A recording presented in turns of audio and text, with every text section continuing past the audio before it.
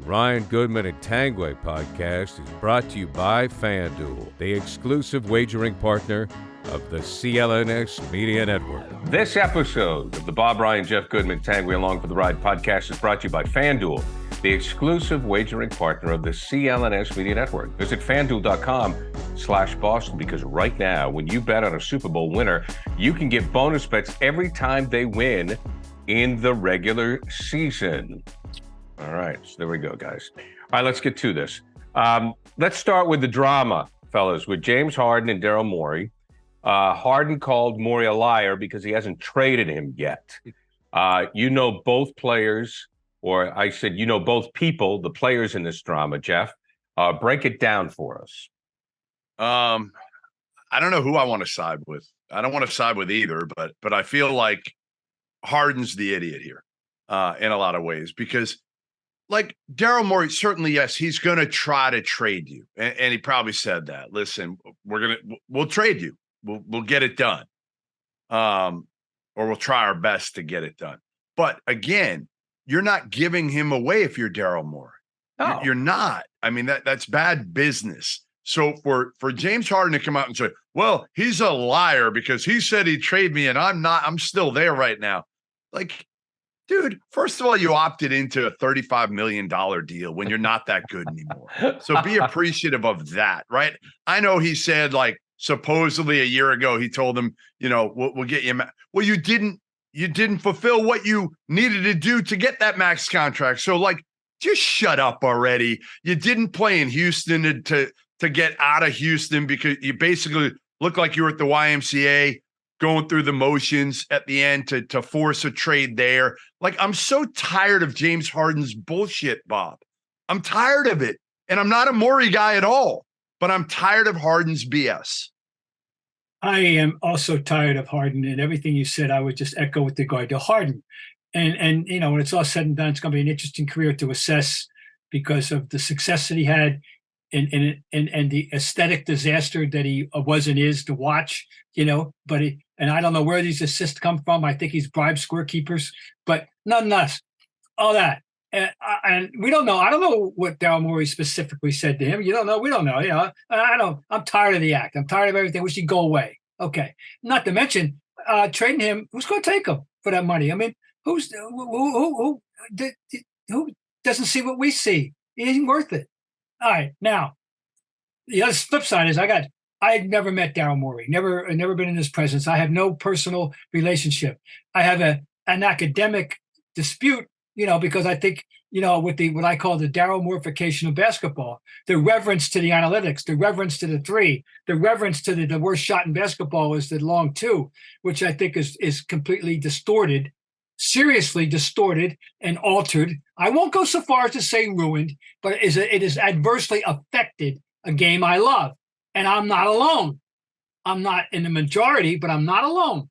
And he is a proponent of this new basketball that is not as entertaining and sometimes as effective when you ignore a two completely as it once was. However, if I had to pick Bob, beyond ignoring the two, how about ignoring intangibles, character, fit amongst the rest of the team? Like analytics are great again. But to me, I think you start with the eye test. And I think Daryl Morey, unfortunately, I think he starts with the analytics and they weigh so heavily. The other part with Daryl Morey is if you talk to a lot of people within the league, a lot of the other executives are not huge fans of Daryl Morey and and that's why I said it's hard for me to pick a side here, Bob. Yeah. But easier for me because I don't have any personal feeling about Morey other than his policies. I don't know. Fine. So, but to me, it's almost a joke. It would be a joke if it weren't for so much money involved. There's a lot of money involved, one way or the other. It just speaks to the, where we are in this world of sports money and how, it's just monopoly money. It's crazy. But forget that. Even if it was for $35, the fact is that Harden's days of being great are over. So he got fined. The NBA fined Harden. Yeah, I forgot to mention that plainest- they fined. Yeah, I thank you, Jeff. I forgot to mention that they fined him $100,000 for his comments.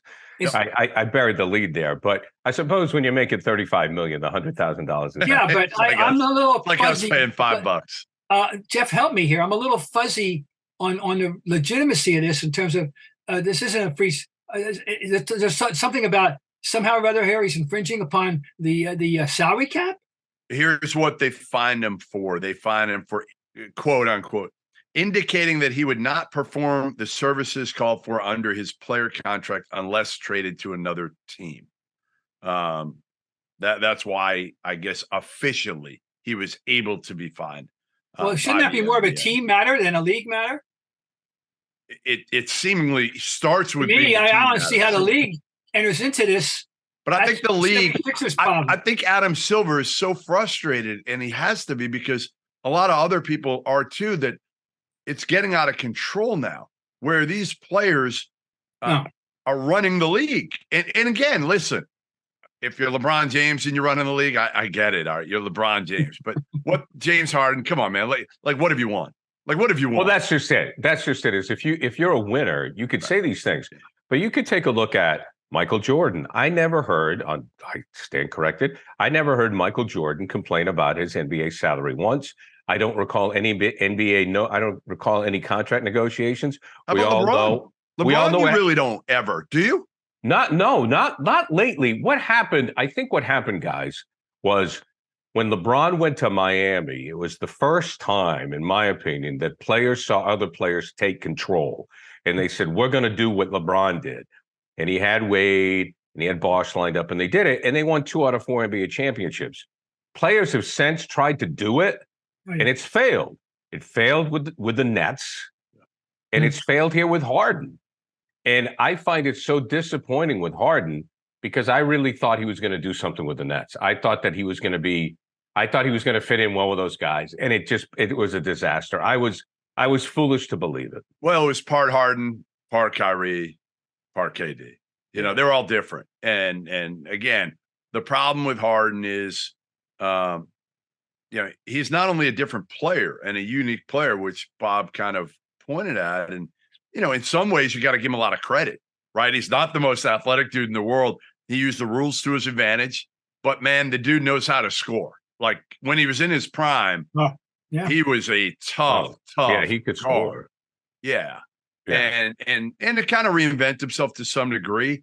But again, listen, you just got your coach fired, basically. That's what you just did, right? You were one of the primary reasons, responsibility-wise, why Doc Rivers is no longer the coach in Philly.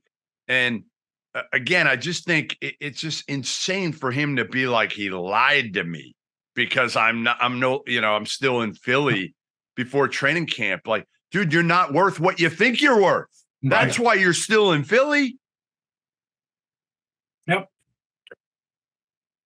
While we move from a player that we don't have a lot of sympathy for, we move to a player who we have a ton of sympathy for. And especially, I think, after everything the Ball family went through, I'll start with Jeff on this, with the father, right? And leading up to all this. And I'm thinking these kids will never, ever live up to the hype. And they have. I mean, quite frankly, they have. I mean, the kids in the NBA, they can play. Lonzo Ball can play. And he had cartilage replacement. Now he's going to miss a season. What do you think his future looks like? Not good. And I feel horrible because, again, as much as I've criticized LeVar over the years, and I'm very, kind of cautious how I talk about LaMelo, who I think, again, needs to grow up, needs to mature. Man, I can't say enough good things about Lonzo Ball. From the first time I saw him, when I think he was a junior in high school, the kid just plays the ball, plays the game the right way, handles himself the right way. I covered that thing so close for years, right? Like from when Lonzo was, again, in high school, UCLA. And remember, like the things LeVar would say, and he said a lot of them to me, about Lonzo's coaches. He would criticize Steve Alford. He criticized Luke Walton. To me, when we were in Lithuania, killed him. And somehow Lonzo always found a way to not really go at his dad, but also be able to defend his coaches at the time. Like Lonzo's just like mature. He doesn't talk a lot, and his game is so mature because, again, he's a throwback. He's a guy that just honestly advances the basketball and tries to make people better. Numbers don't matter to Lonzo Ball. And I just feel horrible, especially if this was a result, like some people are saying, of Lonzo Ball playing in these stupid big baller, shoes that were probably made for $5 that LeVar was trying to make as much damn money as possible to try to sell them for hundreds and hundreds of dollars. I hope that's not the case, but I do worry. Football season is about to kick off, and FanDuel is giving you the chance to win all season long. Right now, when you bet on a Super Bowl winner, you can get bonus bets every time they win in the regular season. Just pick any team to win the Super Bowl, and you'll get bonus bets for every victory. I wonder how many people are going to bet on the Patriots. You can use your bonus bets on spreads, player props, over-unders, and more. So visit FanDuel.com/Boston and start earning bonus bets with America's #1 sports book. That's FanDuel.com/Boston. Time marches on, and he will be 26 years old on October 27, which means he's entering into basketball middle age. And we have not seen enough of him that for his, and it's different lives. Number one, you feel bad for him. It's his life. It's his career. So you feel bad for the team. You feel bad for their fans. And I feel bad for us, Jeff and Gary, who are basketball fans. He's such an enjoyable player to watch. And we're going to be deprived of this. And so everybody loses. Everybody loses. Yeah. And it's just not fair. I felt the same way because he got more out of the career. But, I keep using as a reference a guy you had to see in person to appreciate was Derrick Rose. We didn't get enough out of Derrick Rose either. We got a lot. We got more than we've gotten out of Lonzo, but I would have liked to have seen even more. But now we got Lonzo. I hope that with modern medical science, that somehow he'll come back and be at least 80% of what he was. I don't know, but it's a shame. You know who? And again, this guy was at a higher level. But again, I think Lonzo could have been a top 5 point guard. He was a great defender, and honestly, maybe as good a passer as there is in the NBA. Yeah. In how he did it too. No, he doesn't do it flashy like his brother, right? He doesn't do it flashy like Rondo did it. He just gets the ball and makes the easy, simple pass. The guy I would say, it's funny when you're bringing up Derrick Rose, the guy that comes to mind for me that always, they're a bunch, but was Brandon Roy. Brandon Roy was one that to me could have been so good. And he only played, I think it was 5 years, 6 years, something like that in Portland. And he was one that could have been a superstar for a long time in the NBA. I don't know if Lonzo could have been at that level, but he would have been a damn good point guard. And honestly, the Chicago Bulls, if you remember a couple years ago, it's not last year, the year before, the first half of the season, the Bulls, I think, were the #1 or 2 seed. And then Lonzo got hurt and the bottom kind of fell out on the Bulls. So, I was about to reference that. I didn't have the specifics, but I remember distinctly that the Bulls were really on the move. Yes. And they were definitely in the discussion, and that they are no longer. Just for the record, he's a kid with a guy with career highs of 33 points, 16 rebounds, and 17 assists in games. His career is 11.9 points and 6.2 assists, 5.7 rebounds. The triple-double possibility on any given night. And and he got better as a shooter. We all laughed about the look on the three, but it was you wouldn't teach this look, but he did work on it, and they started to go in. So what can I say, Yeah. The other thing with Lonzo, Gary, that I think people got to know was Lonzo was the one who kind of made that family name because he came along before LeVar. Okay, like LeVar was LeVar because of Lonzo. Wow. Lonzo had already established himself as one of the elite players in the country at that point. And there was some debate coming out of the draft that year. It was, remember, Markelle Fultz, Right. Lonzo Ball and Jason Tatum, Tatum. all super different players, but all you were kind of making a case for like, all right, like who could go number one? Who should go number one? Fultz, we know, has had his issues, injury, and obviously some emotional issues as well, trying to handle the injuries. And now you've got Lonzo, whose career could be over, and you've got Jason Tatum, who's established himself as, again, one of the top players in the NBA. So Danny Ainge made the right call there by trading, Well, I also think that Lonzo was hurt by the family perception. Yeah. Because I wondered, okay, is this kid going to be really as good as, his father says he is? And you're right. And it's a testament to him and his maturity that he kind of weathered the storm. And I'm sure it's, his father's looking out for his kids and he wants to protect the brand and so forth. But, he weathered that storm and he came out and he kind of was his own guy. And he deserves a lot of credit for that. The question I have is, and you guys probably don't know the answer to this because you're not doctors, the cartilage transplant. I've never heard of that. That's rare. Doesn't sound good. The other thing I'll say is, and again, between the shoes and between the workout regimen, dad would have the kid running hills in Chino Hills. He'd have him running up and down the hills, probably in the sweltering heat. I've been to the house. I don't know if they still live there or not, but in the back and behind the house, they have this like little tiny court. And I just think my guess is he played too much too. Like he played too much. Like it was constantly training and working. And Lonzo loved to play ball. He did. He really didn't have anything else as a high schooler. He just wanted to play ball.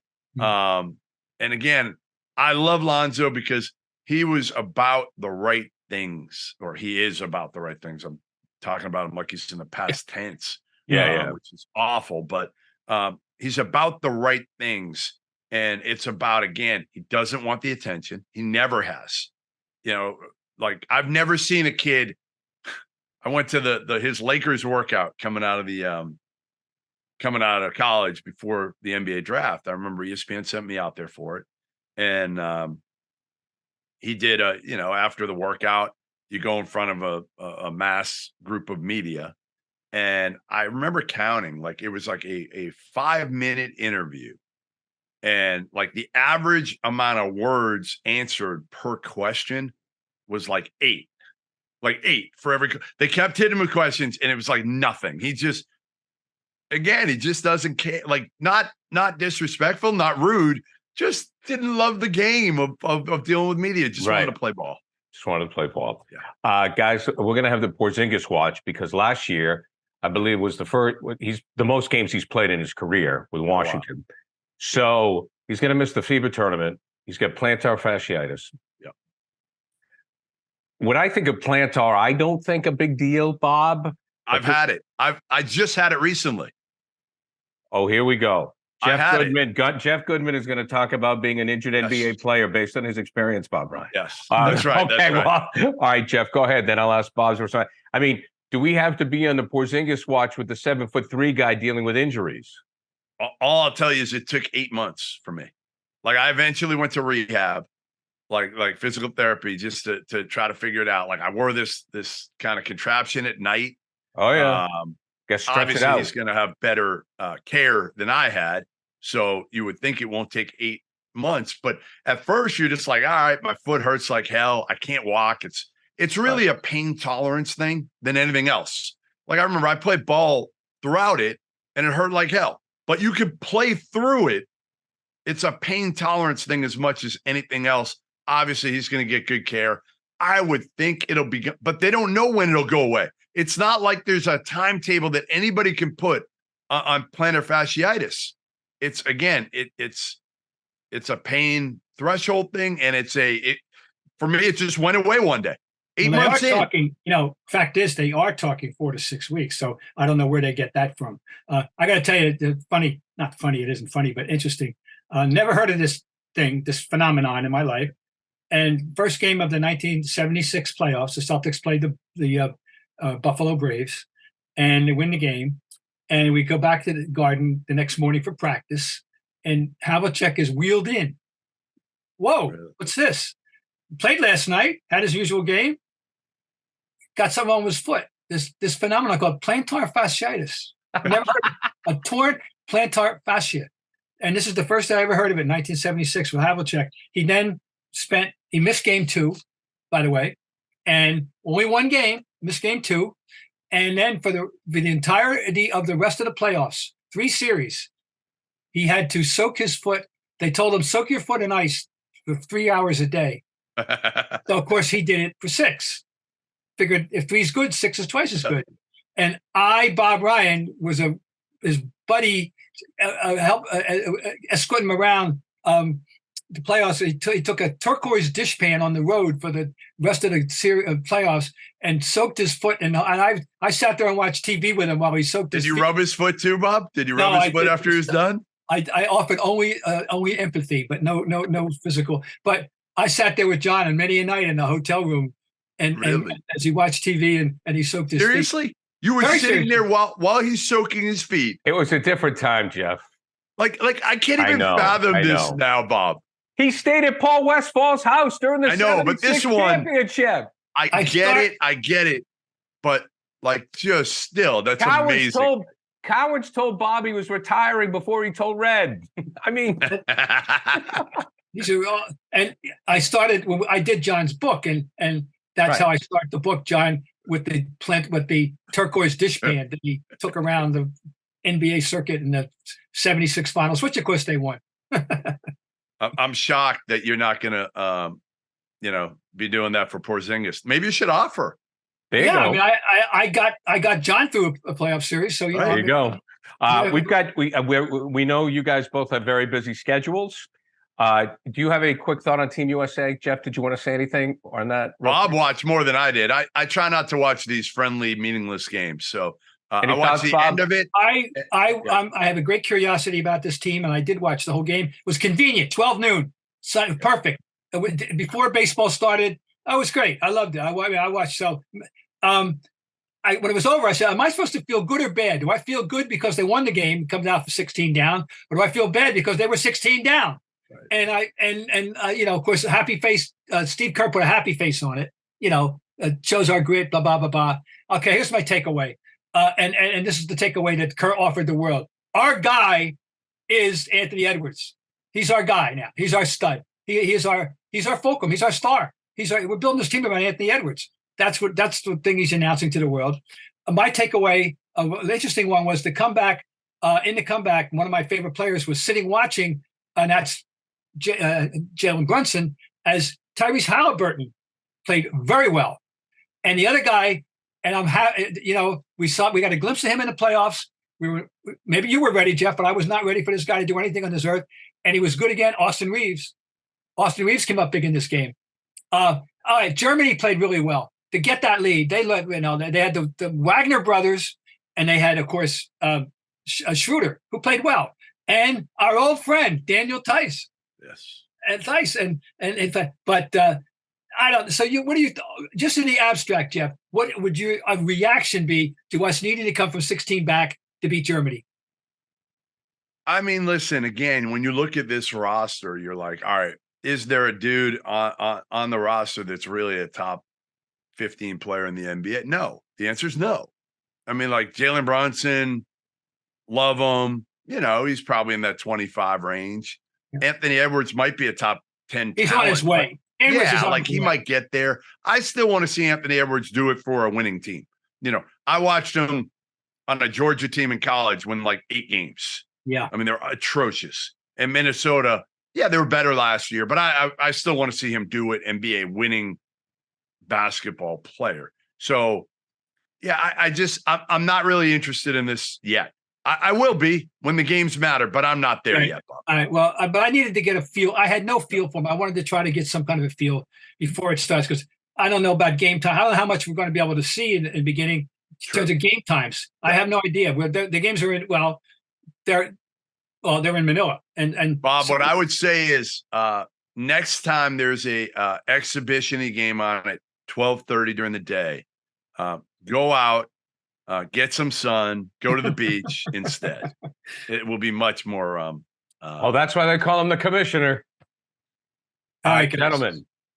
Jeff, good to see you. Bob, always a pleasure. This episode of the Bob Bryant, Jeff Goodman, Tanguay Along for the Ride podcast brought to you by Fanduel, the exclusive wagering partner of the CLNS Media Network. Visit fanduel.com/Boston. Gentlemen, until next time, we'll see you later. All right. CLNS Media Network is powered by Fanduel Sportsbook. Visit fanduel.com/Boston and start earning bonus bets when you bet on a Super Bowl winner. You can get bonus bets every time they win in the regular season.